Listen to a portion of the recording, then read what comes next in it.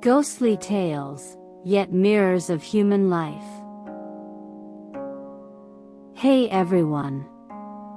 Welcome to Encountering Chinese, Ghostly Tales from Zhai. Today, I'm going to tell you 3 short stories. The first story is titled, Bid Farewell in the Dream. Mr. Li's grandfather had a deep friendship with my grandfather's brother, Yu Tiangong. One night, Mr. Li's grandfather dreamt that Yu Tiangong visited his home. Yu Tiangong, with a solemn expression, engaged in a lengthy conversation with him. Perplexed, Mr. Li's grandfather asked, "Why have you come to my place?" Yu Tiangong replied, "I am about to embark on a distant journey, so I came here to bid you farewell." Mr. Li's grandfather inquired, "Where are you going?" Yu Tiangong answered, "I am heading to a faraway place." With that, Yu Tiangong walked out of the Li family's home, and Mr. Li's grandfather accompanied him. They arrived at a mountain valley, where they observed a large crack in the rock wall. At this moment, Yu Tiangong clasped his hands, bidding farewell to Mr. Li's grandfather. After that, he turned his back to the large crack in the rock and slowly retreated. Eventually, Yu Tiangong seemingly entered the crack, and despite Mr. Li's grandfather calling out to him, there was no response. At that moment, Mr. Li's grandfather abruptly woke up from the dream. As dawn approached, Mr. Li's grandfather recounted the dream to his brother, Li Jingyi, and instructed him to prepare morning items. He told his brother, "Yu Tiangong might have already passed away.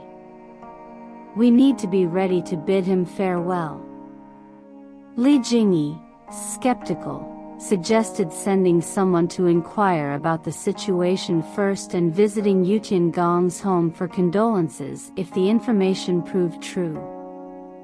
However, Mr. Li's grandfather disregarded the advice, donned mourning attire, and headed straight to Yu Tiangong's home. Upon reaching the entrance, he saw funeral banners already hanging prominently on the gate. Alas!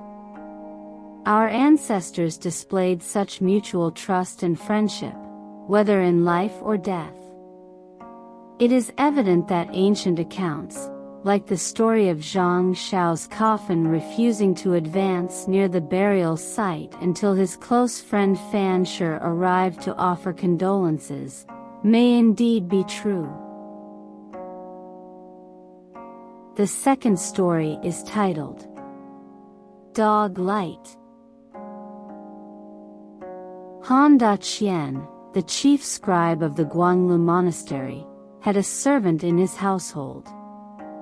One night, while the servant was sleeping in the corridor, he faintly saw a light upstairs. The light flickered like stars in the sky.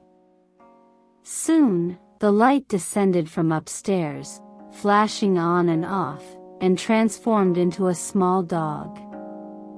The servant, stealing a glance, observed the dog turning and running to the back of the house.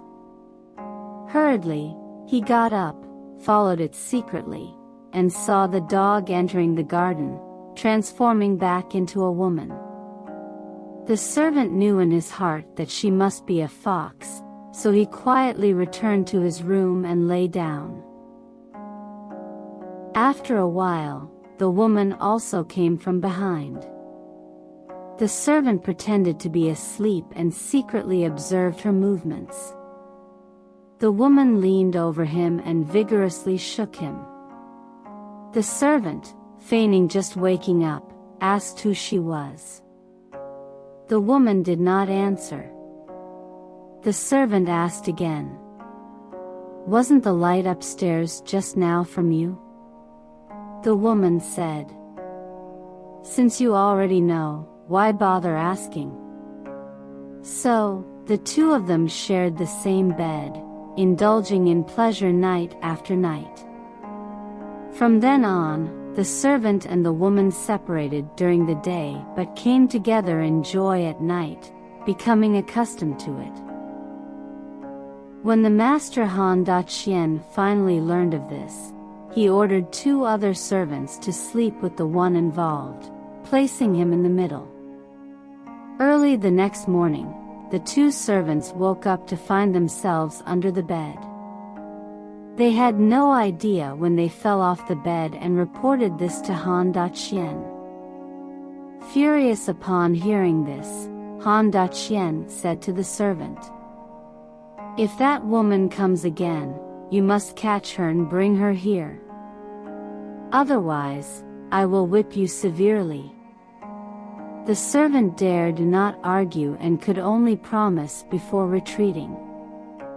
The servant thought to himself, catching her would be difficult. But if he didn't, he would surely face a beating. As he lay in bed, pondering his predicament, he suddenly remembered the woman had a small red shirt, always worn close to her body and never taken off. This must be her vulnerability. If he could get hold of that small red shirt, he could coerce her into submission. In the evening, the woman came again and asked him, "Did your master send you to catch me?" The servant replied, "Yes, that's the case, but we share a deep bond. How could I do such a thing?" When it was time to sleep late at night, the servant attempted to secretly remove the woman's small red shirt. In her desperation, the woman cried out. She struggled free from the servant's restraint and then left, never to return. Later, as the servant was out on an errand, on his way back, he saw the woman sitting by the roadside from a distance. When the servant approached her, she covered her face with her sleeve. The servant dismounted and exclaimed, "Why are you covering your face with your sleeve?" The woman stood up, held his hand, and said, "I thought you had already forgotten me. Now it seems you haven't forgotten our past. I can forgive your previous actions. I understand that you succumbed to the pressure of your master. I won't blame you anymore. But it's evident that the fate between us has come to an end. Today, I have prepared some food and drinks for you, considering it a farewell banquet for us." It was early autumn, and the sorghum in the fields was lush. The woman led the servant into the sorghum field. Soon, the servant saw a large mansion in the sorghum field. He tied his horse and entered the courtyard. The banquet in the hall was already set. As they sat down, a group of maids came out to serve dishes and pour wine for the two. When the sun was about to set, the servant had to take his leave as he had matters to attend to at his master's house. He bid farewell to the woman. Upon stepping out of the gate, he found at the house, maids, and banquet behind him had all disappeared. Before him was still a field with clearly defined sorghum rows. The third story is titled, Monks from the Western Regions. There was a monk named Ti Kong who once told me a story. In Qingzhou, he had encountered 2 monks from foreign lands. These 2 monks had peculiar and eccentric appearances, with large earrings hanging from their ears, draped in yellow cloth, and curly hair and beards. The monks claimed to be from the western regions and had heard that the governor of Qingzhou greatly esteemed Buddhism. Therefore, they had come specifically to pay their respects.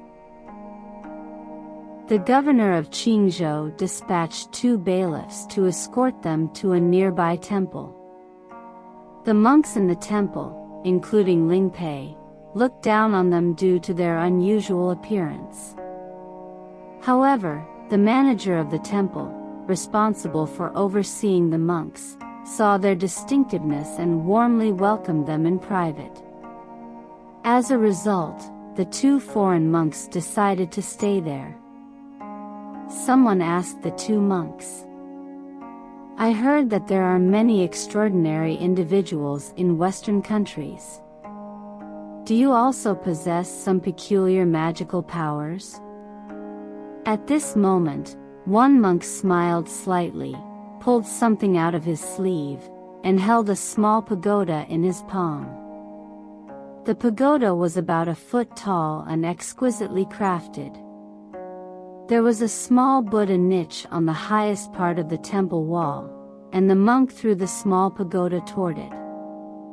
The pagoda landed perfectly in the niche, without any deviation. People also noticed a relic on the pagoda shining brightly, instantly illuminating the surroundings. After a while, the monk waved his hand, and the pagoda returned to his palm.